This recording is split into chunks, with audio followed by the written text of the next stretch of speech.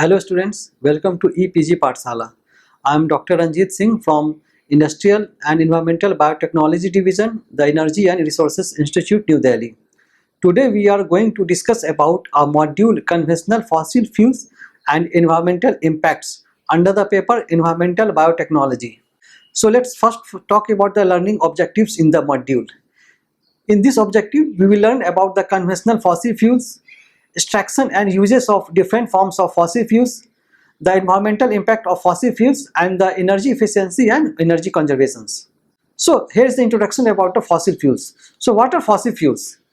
Fossil fuels are fuels which are formed by natural resources, and it is formed in the earth over millions of years from decaying organisms through the anaerobic decomposition process, and it produces carbon dioxide when burnt. So what are the different forms of fossil fuels? So there are many forms of the fossil fuels like coal, oil, natural gas, and other forms. These are the conventional energy sources which primarily comes from the fossil fuels. So these fossil fuels are used in manufacturing process, for the transportation purpose, and to support the electricity and power systems of homes and businesses. In our daily life, we use a variety of energy sources. We use energy in our homes, in machinery, in the vehicles, and to provide comfort and conveniences. Most of our energy comes from the sun in the form of solar energy, wind energy, hydroelectric energy, and biomass energy. But fossil fuels are different. It is highly combustible substances, and it is the remains of the organisms from past geologic ages. A great deal of energy emanates from the earth's core, which is called geothermal energy, and the immense amount of this energy resides in an atom's bond, and this energy provides us with nuclear power. Now we will talk about the total energy consumptions in India. This is the data of 2013. In India, the major electric energy consumption is through coal, which is a significant portion of the energy consumed. Then the second one is biomass and waste, which consumes around 24% of the total energy. And the third one is petroleum and other liquid gases. And the other is natural gas and other hydroelectric and nuclear energy sources. This is the sector-wise electricity consumptions during 2011 to 2012. Here, the major electricity consumption is in industries, which accounts for 45% of the total electricity consumptions. And the second ones come is domestic industries and then the agricultural industries. The other sectors of the electricity consumption is commercial entities, traction and railways, and other sources. Hence, the total consumption is around 7,72,600 gigawatt hours. This is the fossil fuels, which shows that it is a dominant source of energy. The main forms of fossil fuels like oil, coal, and natural gas have replaced the biomass as our dominant sources of energy. If you see the graphs on the right side of the slides, the oil is showing the maximum sector of energy, which is showing their dominance on the other energy sectors. The global consumption is at highest level ever nowadays. The high energy content of fossil fuels make them efficient to burn, ship, transport, and easily storable. Out of all these energies, electricity is a secondary form of energy that is easy to transfer and apply to a variety of industries and uses. So we will discuss about how these fossil fuels are created. These fossil fuels are created from fossils, and the fossils are the remains of the dead organisms. These fossil fuels were formed from organisms that were lived 100 to 500 million years ago. But in the due time course, these organisms got decayed through anaerobic decompositions, where the organic material is broken down and recycled in the absence of air or the presence of air. If it happens in the absence of air, it is called anaerobic decompositions. It happens at deep lakes, swamps area, and which becomes the fossil fuels. If you see the right side of the diagram, it's showing that when the terrestrial plants and vegetations died, it falls into the swampy area, and in the swampy area, phytoplanktons, zooplanktons, and other marine organisms die and sink to the sea floors. And in the due time course, this is converted into the organic matters, and it is degraded by the microbes, which gets accumulated and sediments in the form of kerogens. Whereas the organic matters and soft bodies decomposed, as I said, through the microbes, and this whole anaerobic process leads further augmented by heat and pressures deep inside the very earth surface, and which forms the coal, which are the derived from the kerogens, and after thermogenic natural gas this forms, and this leads to the crude oil formations from the kerogens, and these are the sources of the fossil fuels. Globally, fossil fuels reserves are unevenly distributed. Some regions have substantial reserves, whereas others have a very few of them. So how long a nation's reserve will last depends on how much the nation extract, use, export and import this energy. Around 67% of the world's proved reserves of crude oil lie in the Middle East. Also, Russia holds the most reserves of the natural gas, and the US possesses more coal than any other country in the world. Also, developed nations consume lots of energy, and people in the developed region consume far more energy than those in the developing regions. They are using 100 times more energy per person. So energy use in industrialized nations is evenly divided between transportations, energy and other uses. And developing nations uses energy for subsistence activities like agriculture purpose, food preparations and home heatings. They use manual or animal energy, not fossil fuels, as the major source. These are the regions which vary greatly in the energy consumptions. As I said earlier, Western world consumes more energy in compared to the developing world. As for example, US has 4.5% of the world population, but it uses 20% of the world's energy. So how coal is formed? The coal have been formed from the organic remains of prehistoric plants and animals. These are the world's most abundant fossil fuels, which are created millions of years ago. Coal is made up of carbon, hydrogen, oxygen, nitrogen and to some extent sulfur. Generally, there are three main types of coals: anthracite coal, which are the hardest and has more carbon content; lignite coal, which is softest and is low in carbon content, but it is high in hydrogen and oxygen content; and another type is a bituminous coal, which is in between the anthracite and lignitites in the properties. Here the diagram is showing the formation of coal. In the due time course, ancient plants and other organisms gets deposited in the earth surface, which after increasing heat and pressures gets converted into the coal, which are in the present forms. This is the schematic diagram of a typical coal fire power plant.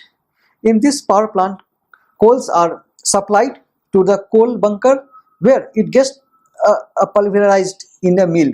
After pulverizations, it transferred to the furnace, which heat the water steams through a boiler, and this boiler go and run the turbine, and this turbine through a generator produces electricity, and the heat from this furnace it get cooled through a condensing water that is connected with a cooling tower, and the residues are exported for the disposal. Generally, it is said that approximately 90% of the world's electricity demand is generated from the use of fossil fuels, where the coal is a major contributor. So what is natural gas? So natural gas is a mixture of gases which are rich in hydrocarbons. These gases, which is methane, nitrogen, carbon dioxide, are naturally found in our environment. This natural gas is mostly made up of methane, Here is the composition of the natural gas, where the major fraction is methane, which is up to 70 to 90%, and the second one is ethane, which constitutes about 5 to 15%. And the other hydrocarbon is propane, butane, etc., which is lesser than the 5%. It also contains carbon dioxide, nitrogen, helium, and hydrogen sulfide as a trace gas. This natural gas is mainly used for electricity generations, heat, and cooking purposes. If this natural gas is compressed, then it is used as a compressed natural gas in the fuel and as a fuels in the vehicles, or as a fuels in the boiler or air conditioners worldwide. This CNG is also used for making fertilizers, mainly for ammonia. It is said that natural gas reserves are deep inside the earth near other solids and liquid hydrocarbons beds like coal and crude oils. So how this natural gas are formed? So natural gas is formed through two processes. The first one is biogenic gas and another one is thermogenic gas. So what is biogenic gas? It is the pure methane which is created at shallow depth by bacterial decompositions through the anaerobic process of the organic matter, which is called swamp gas. The second method is thermogenic gas, where methane and other gases are arises from the compression and heat which is deep inside the deep underground, and most of the gases is extracted commercially. As I discussed earlier, during the formation of the fossil fuels, kerosenes are the main sources of all these fossil fuels, which is kerosene is a organic matter that results when carbon bonds begin breaking. These are the source material for natural gas and crude oils. Natural gas burn more cleanly than coal, as it doesn't emit any pollutants in the environment, so it is clean. The natural gas is the fastest growing fossil fuel used today, and 25% of the global commercial energy consumptions is through the uses of natural gas, and it is very versatile and clean burning gases. Natural gas emits half of the CO2 in compared to the coal and two-thirds in compared to the oil. There is another form of natural gas which is called liquefied natural gas, which is converted to the liquid form, and it can be transported, but it has a risk of explosions. At a global level, Russia leads the world in the production of natural gases. How the fossil fuels are extracted? So there are mainly two methods for the removal of the fossil fuels from the underground. These methods are mining methods or drilling methods. The mining is used to extract solid fossil fuels such as coal, and this is by digging, scrapping, or otherwise exposing buried resources. And drilling methods help extract liquid or gaseous fossil fuels that can be forced to flow into the surface, such as conventional oil and natural gases are extracted. Both processes carry serious health and environmental impacts that we will discuss in our later slides. So how natural gas is extracted, which is a very challenging job. Natural gas, as I said, natural gas is always used in a pure form, so it is processed and converted into cleaner fuel for our consumption. During the extraction process, many byproducts are extracted, while like propane, ethane, butane, carbon dioxide, nitrogen, which can be further used for other purposes. In the first step, the gas field is simply required an opening, and the gas started moving upward as it is lighter than the air. And the most of the fields requires only the pumping by the horse head pumps, which is most accessible reserves that have been depleted. So through the horse head pumps, at the high pressure, salts water is pumped into the rocks to crack them and to release the natural gas out of these reserves. Here is a picture showing the horseshoe pumps are pumping the water inside the wells so that the gases get released from these reserves. So what is offshore drilling on the seafloors? This technology should be very robust, which can withstand winds, waves, and currents, water currents. It produces one-third of our oil and 13% of our natural gas. In 2008, government lifted a drilling moratorium along the US coast. In 2010, in US, President Obama said vast area should be opened for drilling because energy consumption is getting increasing day by day. British Petroleum Deepwater Horizon exploded while the extraction process which producing the worst oil spill in the US history. So what is petroleum oil? The petroleum is formed when large quantities of dead organisms, usually zooplankton and algae, are buried underneath sedimentary rocks and subjected to both intense heat and pressure. It consists of hydrocarbons of various molecular weights and other organic compounds.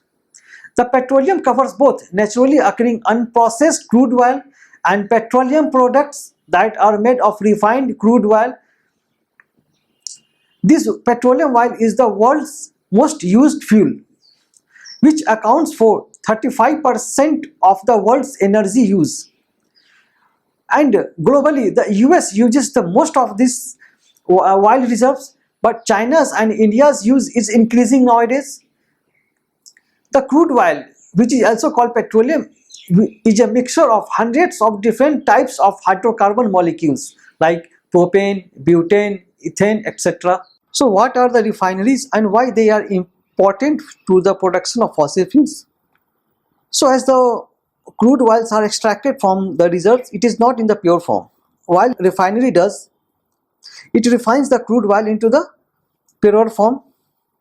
Oil refinery is an industrial process plant where the crude oil is processed and refined into more useful petroleum products like gasoline, diesel, fuel, asphalt, base, heating oil, kerosene oil and liquefied petroleum gases.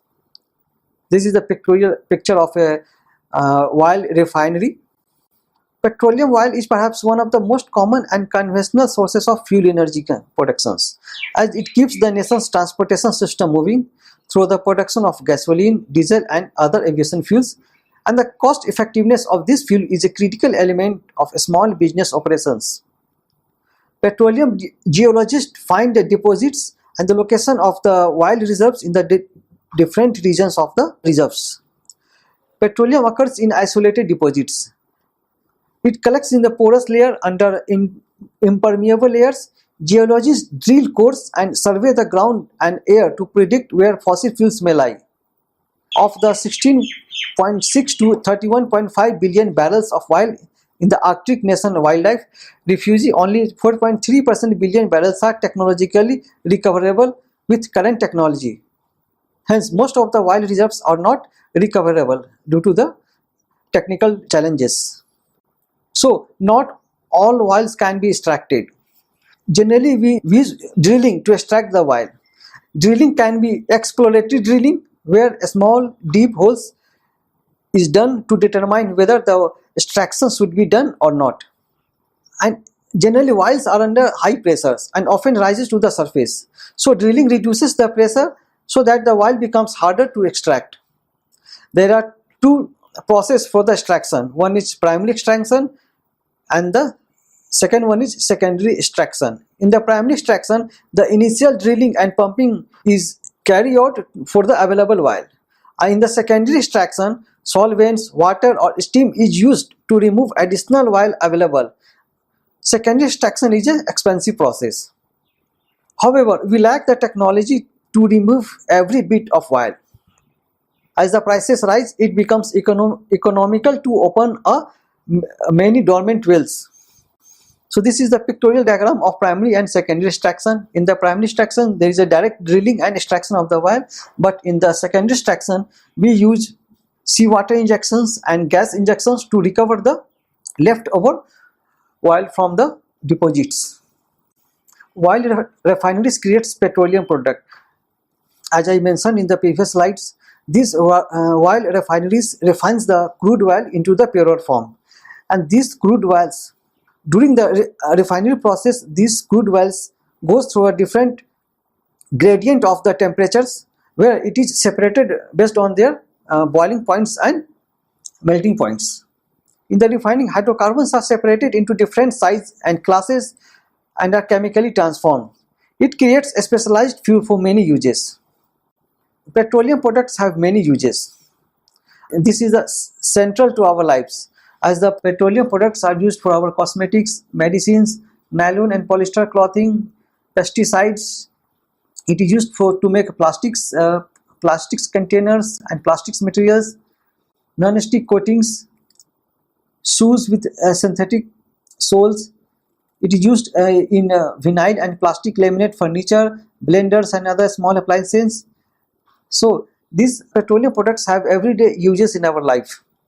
So what is clean coal technology?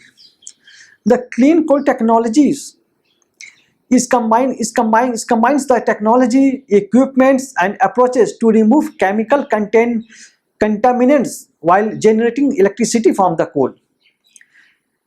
It scrubs, chemically convert or remove pollutants, for example removing sulfur dioxide or nitrogen oxides. Coal that contains lots of water can be dried to convert into more purer form. Gasification is a process where coal is converted into cleaner synthesis gas, or it is called syngas, which is a purer form of the energy, and it can be used to turn a gas or steam turbines. So these technologies have reduced the pollution significantly, but it cleans coals is still a dirty way to generate power. So the public pays the environmental cost. As the cost of alleviating environmental impacts are high, the public pay for them, and the costs are not internalized in the market price of fossil fuels. External costs are paid for in medical expenses, environmental cleanup and decreased quality of life. Gas prices and utility bills don't cover production cost. Hence, government subsidized keep fossil fuels prices cheap, and fossil fuels industries get more than renewable ones. Hence, part of our tax pay for our fossil fuels is go for the energy use. Many nations depend on foreign energy, so we are vulnerable to supplies which becomes unavailable or costly. Seller nations control prices, causing panic and inflation. The US imports 67% of its crude oil, meaning other nations control our energy supplies. This is the case of the oil embargo of the 1970s, which caused panics to the entire country worldwide. OPEC, organizations of petroleum exporting countries, while embargo caused panics and skyrocketing prices, spurring inflations and during that decades. Here is the graph which is showing million barrels of oil used per day. Saudi Arabia is producing and exporting millions of barrels of oil per day, and in the United States their production is low but consumption is very much high, which indicates that it is a major consumers of the petroleum oil globally. So what is energy efficiency and conservation? So we need to minimize energy use from dwindling fossil fuel supplies, and the energy efficiency is the obtaining a given amount of output while using less energy input. This results from the technological improvements in our day-to-day life, and energy conservation is the reducing energy use, which is results from the behavioral choices, and this can be extended to our non-renewable energy supplies. So be less wasteful, and you should reduce our environmental impacts by conserving the energy. As I discussed earlier, OPEC's embargo happened in 1973, which caused increased conservations, but it didn't last. So without high prices and shortages, there was no incentive to conserve the energy, and government research into alternative energy decreased, and it speed the limits increase. Hence, policymakers failed to raise the corporate overage fuel efficiency standards. Low US gas prices do not account for external costs. Personal choice and efficiency. So energy conservation is our personal choice. It can be accomplished in two ways. Individual can make conscious choices to reduce energy consumptions and increase conservations, like They should drive less turn off lights, buy energy efficient machines. Energy consuming devices can be made more efficient. For example, cars and power plants loses two-thirds of the energy as waste in the form of heat. So efficiency can be conserves or energy can be managed in our homes and in the form of consumer products. For example, improvements can reduce further energy as heat and that is used to heat and cool our homes. The appliances should be re-engineered to increase the efficiency. Federal standards and state standards should reduce the electricity used. Consumers should be aware and they should need to vote with their wallet by buying energy efficient products. So, if all of us buy energy efficient appliances, then our energy expenditure would be reduced by billions of dollars.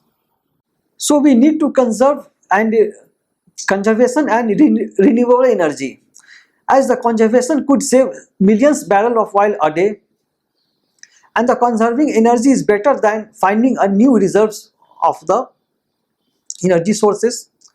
It decreases the environmental impact while extending our access to fossil fuels. And the conservation does not add to our supply of fuels. We will still need energy from somewhere else. And the only sustainable guarantee of a long-term supply of energy is from renewable energy sources. This is the case of Deepwater Horizon catastrophe. This is a oil spills which is ongoing in the massive oil spills underwater in the Gulf of Mexico started on April 20, 2010. It was a sudden explosion which gave them less than 5 minutes to escape as the alarm went off. So what are the fossil fuels which is impacting our environments?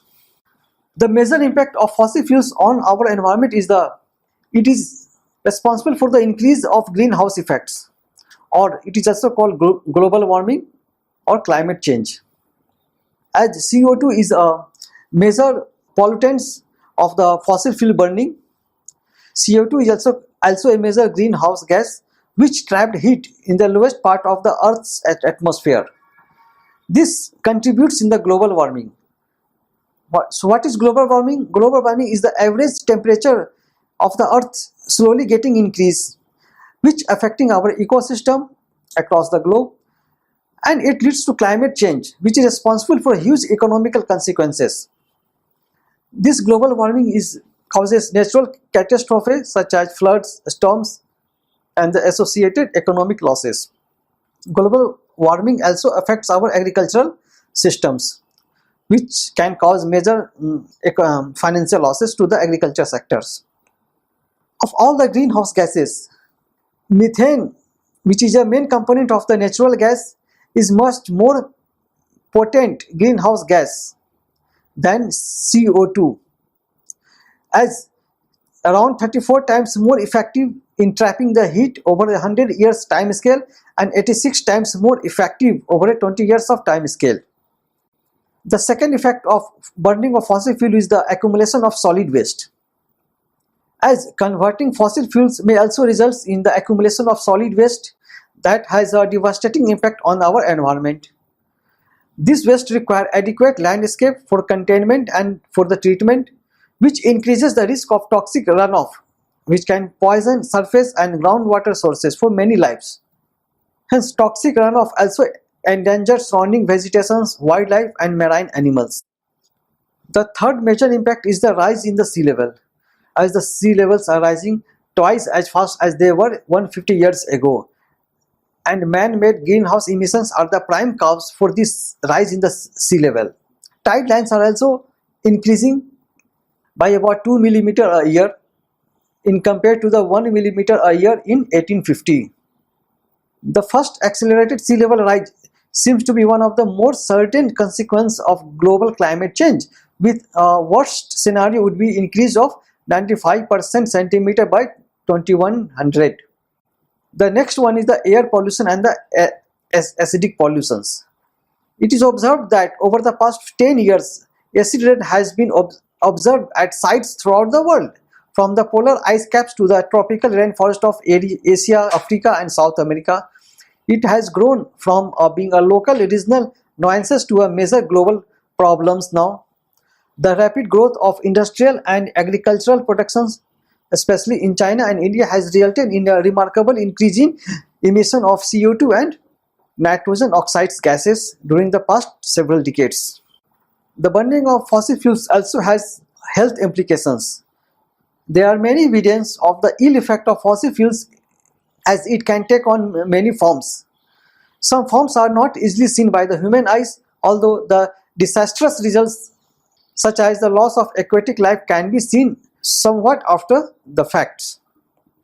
According to the WHO report, as many as 160 people die each year from the side effects of climate change, and the numbers could almost double by 2020. These side effects ranges from malaria to malnutrition, diarrhea that follow in the wake of the floods, droughts and warmer temperatures. Another example of the severe impact caused by the global warming is the heat wave that hits across the European countries in summer 2002, which causes death in tens of thousands of people. Another effect of the fossil fuels are in the shift in the ecological balance and land imports. Since extraction of fossil fuels requires significant infrastructure facilities to remove the fuels from the earth, for example, road, storage tank, oil and gas wells, and these developments must be built to support the extraction process. And mostly the fossil fuel extraction takes place in the rural and the wild area, so this development process may impact the plants and wildlife of the local region. As while coal and gas are typically found underwater below the ground water levels, so during the extraction process, drilling can break the barrier between fossil fuels and groundwater reserves. So during the storage and transportation, broken pipe or storage tank can also contaminate the groundwater supplies. And when oil and gases are removed from a reservoir under the earth, so this process will lead to a large hole under the ground. And when there is no longer anything to support the land above the land, then these lands can be collapsed, which can cause environmental and property damage in the locality. There are other environmental impacts of the fossil fuels like land and water impacts. Because fossil fuels are buried deep in the ground, they must be extracted and transported to their various end users. And they will lead to a variety of environmental problems locally and nationwide. It can also cause surface and groundwater pollutions. As I said in the previous slides, these are the typically groundwaters below. During extraction and drilling can break the barrier and the groundwater can be contaminated from this storage. While storage, during the drilling process, the fluids or mud chemicals are used for the lubrication process, and this mud contains many toxic and non-toxic substances which can damage our ecosystems, and they can contaminate the area being drilled and are often dumped nearby, which can cause environmental contaminations to the local groundwater and the local flora and fauna. The other effects are the land subsidence, as when oil and gases are removed from a reserve under the earth, it leaves a large hole underground. This could lead to a collapse and property damage. The land and wildlife disruption. Extraction of oil requires significant infrastructures to remove the fuel from the earth. So much fossil fuel extraction could lead to the rural or wildlife area. It can infect the plants and wildlife.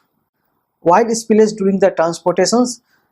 This happens possibly by the most visible impact of the fossil fuel productions in the potential for the environmental disaster during transportation. A number of high-profile wild spills have illustrated the extent of environmental damage possible. On a smaller scale, storage tank leakage and other accidents can directly damage local environments. The pollution effects of these accidents can last for tens of years and sometimes even longer than the years, and cleanup is often very costly and laborious. So how the extractions modify our environment? More than drilling, it involves in developing of oil and gas. As for the extractions, roads and explorations are required. Infrastructures are required like housing, roads, pipes and waste piles. Ponds collect toxic sludges and the groundwater is depleted and it makes saltier. and the substantial and wides. For example, wrangling damage to vegetations, air, water quality and wildlife if these are the drilled for the longer time. And there are other damages that can be minimized as the directional drilling, where the wells are drilled in a direction outward from a drilling pad which requires fewer pads for drilling. The water impact. So when oil and gas are extracted, water that had been trapped in the geological formation is brought to the surface. This produced water can carry with it naturally occurring dissolved solids, heavy metals, hydrocarbons and other radioactive materials in concentrations that make it unsuitable for human consumptions and difficult to dispose of safely. Also, coal-fired power plants are the largest source of mercury emissions to the air in the United States, India and other countries. As the airborne mercury settled on the ground, it washes into bodies of water where it accumulates in fishes, animals, and the consumption of the mercury-laden fishes by pregnant women and the children has been associated with neurological and neurobehavioral effects in infants. Young children are also at a higher risk of the environmental contaminations. So the next one is thermal pollution. So what is thermal pollution? When the power plant's effluent is released to the nearby rivers, lakes or ocean, it can harm the wildlife as these effluents are high in temperature, which contains the heated waters and lower level of dissolved oxygen. So its reintroduction to the aquatic ecosystem can stress nationwide the wildlife, increasing heart rate in the fish and decreases the fish fertility. This happens due to the degradation of water quality resulting from changes in the water temperature. Although fossil fuels contains large amount of energy, they are rarely found in a pure, unadulterated state. Instead, they are typically refined and purified into usable forms, leaving excess waste materials that require proper disposal. Hence, the handling and disposal of this waste results in costly environmental and community health challenges. So students, let's summarize in the modules. We have learned that fossil fuels are organic compounds created by the remains of plants and animals whose organic biomass over time converted into the coal, natural gas, petroleums and other fossil fuels. These fossil fuels have helped build our complex industrialized societies. We are now approaching a turning point in history. Fossil fuel production will begin to decline in due time course. We can encourage conservations and alternative energy sources, or we can wait until fossil fuels are depleted. So renewable energy sources are becoming feasible and economical. We can envision giving up on our reliance on fossil fuels. Thank you.